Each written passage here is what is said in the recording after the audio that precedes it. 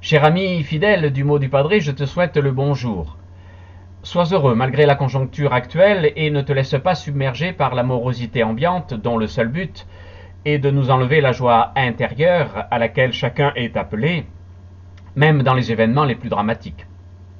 Ce mois-ci, après la vertu théologale de l'espérance que j'ai abordée le mois dernier en guise de bon vœu, je me penche sur une deuxième vertu théologale, donc à la base venant de Dieu lui-même, la vertu de foi, qui entraîne à sa suite la vertu humaine de la confiance donnée. Nous disons souvent comme une certitude de notre esprit, j'ai la foi ou bien je n'ai pas la foi, comme si cela était un fait acquis à la force de notre intelligence, qu'évidemment on estime comme étant la meilleure, puisqu'elle grandit suivant nos propres expériences de vie, qui de fait n'existent que du point de vue subjectif, c'est-à-dire penser et analyser selon nos propres critères. La foi venant de notre, en l'occurrence Dieu, pour ce qui est de la vie spirituelle, elle dépasse la sphère subjective de notre personnalité qui, si l'on veut bien être honnête envers soi-même, est fort limitée. Et si Dieu nous donne la possibilité de nous approcher de lui par le don de la foi, cette force divine, c'est pour qu'en retour, nous lui fassions confiance, ce qui est l'acte humain par excellence. En fait, il en est de même avec les personnes que nous aimons et avec lesquelles nous vivons. Elles nous donnent foi en elles, et c'est ainsi que nous les aimons, et qu'en retour, nous mettons en œuvre la vertu humaine de la confiance, ainsi gagnée par l'amour que nous recevons de nôtre. Voilà comment nous établissons nos relations les plus intimes, celles qui nous permettent de construire un monde meilleur, fait de paix, de convivialité, de respect de la dignité de chacun, d'espoir et de promotion en vue du bien commun et de l'intérêt général. La confiance ainsi donnée nous permet aussi de lutter ensemble d'une manière certainement plus efficace que si on était seul, contre l'adversité qui ne manque jamais de frapper, parfois même lorsqu'on pensait en être délivré. Comme le dit l'adage, quand on est seul, on va plus vite, mais quand on est à plusieurs, on va plus loin. Et c'est bien là l'essentiel d'une vie. Ainsi, plus qu'un avoir de quelque chose que nous appelons la foi, nous sommes dans un état de vie de foi qui meut tout notre être et lui donne du sens, car cette foi reçue se décline en confiance donnée. C'est cette confiance, appelée à ne pas être trahie par un amour repris, que l'on peut appeler une raison de vivre, car vivre est toujours raisonnable, même s'il paraît visiblement le contraire lorsque la souffrance semble avoir le dernier mot visible. Ainsi, ce que nous vivons avec les personnes humaines qui nous entourent et qui nous aiment, en ayant foi en nous, à un point tel que nous leur offrons généreusement notre confiance, nous pouvons le vivre avec Dieu, puisqu'il nous aime en ayant foi en nous, et que son amour n'est jamais changeant. Certes, il n'agit pas d'une même manière qu'un être aimé avec lequel on vit, marche, grandit et aime. Il agit différemment au cœur de l'âme, qui devient le réceptacle intime et ultime de son amour illimité qui féconde notre vie. Puisque nous sommes capables de mettre notre confiance en un être humain qui nous comble de son amour, pourquoi ne pas oser faire la même chose avec Dieu? Pourquoi osons-nous penser que parfois Dieu n'existe pas, que la foi en lui ne sert à rien, qu'elle n'apporte rien à la vie du monde, qu'elle est une fuite des réalités de notre vie humaine, etc., etc. Pourquoi ne pas oser faire un pas vers lui, même si on ne sait pas trop qui il est? Lui, c'est vrai, nous ne le voyons pas, nous ne le touchons pas, nous ne l'entendons pas de nos deux oreilles.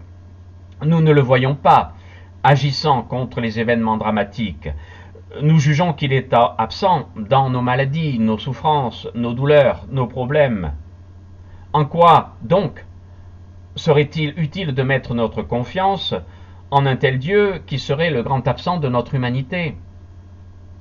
Si nous restons dans ce schéma-là, bien entendu, Dieu ne sert à rien, et la foi en lui n'est pas utile.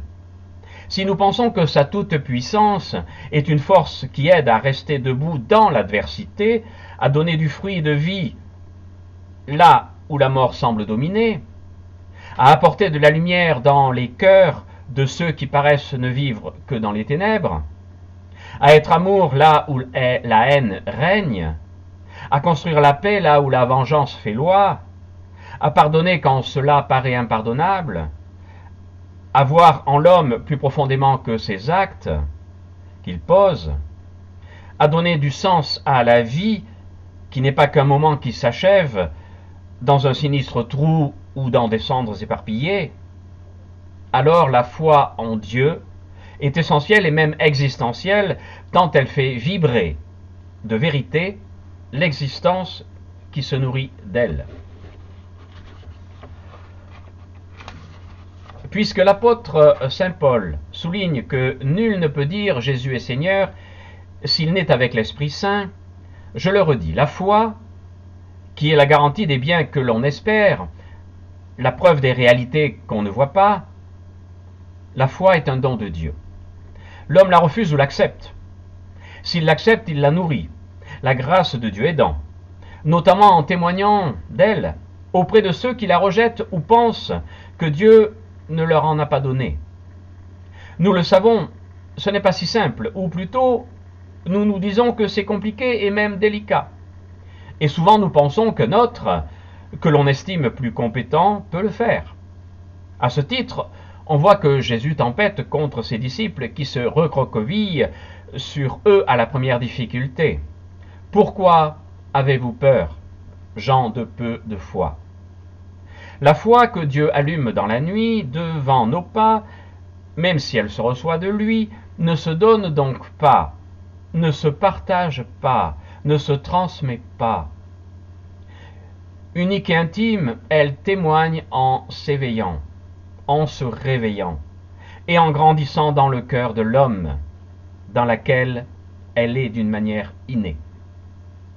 La foi en Dieu est un don de Dieu et n'est pas le résultat d'une action humaine. La foi est une force qui envoie celui qui veut en vivre vers les hommes, en commençant par son cercle intime, pour dire que ce don est pour tous, puisque l'amour de Dieu n'est en aucun cas sélectif. C'est ce qu'ont vécu d'une part nos 4761 frères et sœurs chrétiens qui, forts de la certitude inaltérable de cet amour de Dieu pour eux et même pour leurs bourreaux, ont été martyrisés jusqu'à mourir pour cette foi en 2020. Et d'autre part, nos quelques 340 millions de frères et sœurs chrétiens persécutés et opprimés pour cette même foi durant cette même année, d'après ce que rapporte l'organisation non gouvernementale protestante Portes Ouvertes.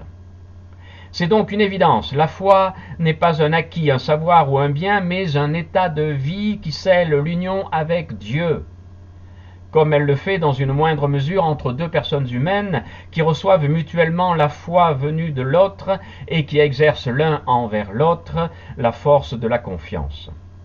En tant que vertu théologale, vertu venant de Dieu et en vue de Dieu, la foi est orientée vers lui et non vers les hommes. L'homme ne possède donc pas la foi, il vit dans la foi en étant fidèle à celui qui en est la source, même si pour cela il doit se décentrer de lui-même pour aller vers les hommes, afin de leur porter l'amour de Dieu dans l'exercice vertueux de la charité, qui comprend le partage, la solidarité, la justice et la fraternité. Ainsi, par cette foi mise en acte, c'est l'Évangile qui est annoncé, et le règne de Dieu qui se répand dans les cœurs, même dans ceux que l'on croyait être les plus éloignés.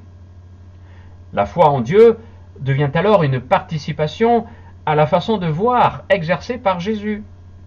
Elle devient communion intime avec lui, qui est venu dans le monde pour nous montrer le seul chemin qui réalise pleinement l'homme, celui de voir comme Dieu, afin de voir Dieu. De fait, l'acte de foi laisse entrer, comme par une fenêtre ouverte, la lumière de la parole du Christ dans nos âmes.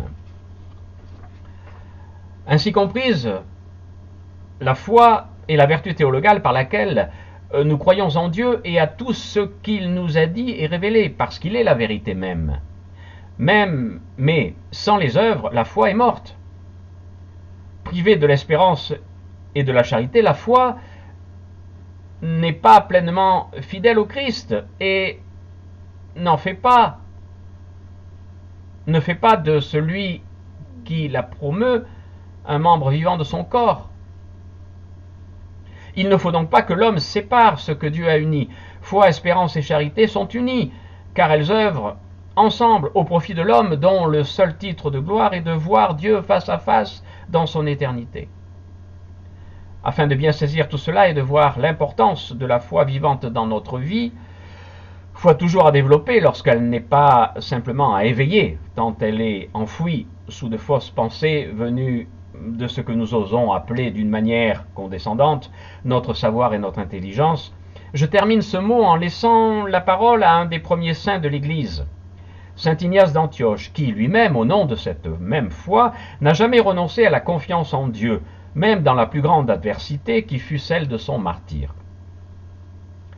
Je glorifie Jésus-Christ, qui t'a donné une telle sagesse. J'ai constaté en effet que tu es parvenu à une foi si parfaitement ajustée qu'elle ne peut plus bouger, comme si tu étais cloué à la croix de notre Seigneur Jésus-Christ, quant à la chair et à l'esprit. Que tu es établi dans la charité par le sang du Christ, que tu es fermement convaincu au sujet de notre Seigneur qu'il est vraiment issu de la race de David selon la chair, fils de Dieu selon la volonté et la puissance de Dieu, véritablement né d'une vierge, baptisé par Jean, pour que toute justice fût accomplie par lui, qu'il a été vraiment cloué pour nous, dans sa chair sous Ponce Pilate. Notre existence en est le fruit, par sa bienheureuse passion. Qu'il est ressuscité pour lever son étendard dans les siècles à venir, afin de rassembler ses frères et ses saints, venus de partout dans l'unique corps de son Église. Voilà, mon ami, ce que je voulais te dire en ce mois de février, pour que les événements de ce monde, aussi tristes et dramatiques qu'ils soient, ne te brisent pas le cœur et que tu puisses toujours avoir cette douce et divine lumière de la foi en toi, pour ton bien propre, mais aussi, et peut-être surtout, pour le bien de tous ceux que tu croiseras et vers lesquels tu es envoyé, pour être fontaine de joie et d'espérance, à travers la vertu de charité que j'aborderai pour toi le mois prochain. Nous verrons alors que la charité prend toute sa vigueur et sa force dans la vertu théologale de la foi dont je viens de t'exposer le bien fondé. Sois heureux, porte-toi bien, et que ma prière et ma pensée fraternelle soient avec toi. N'hésite pas à partager ce mot si tu estimes qu'il peut faire du bien à ceux qui sont autour de toi. Au revoir et que Dieu te bénisse.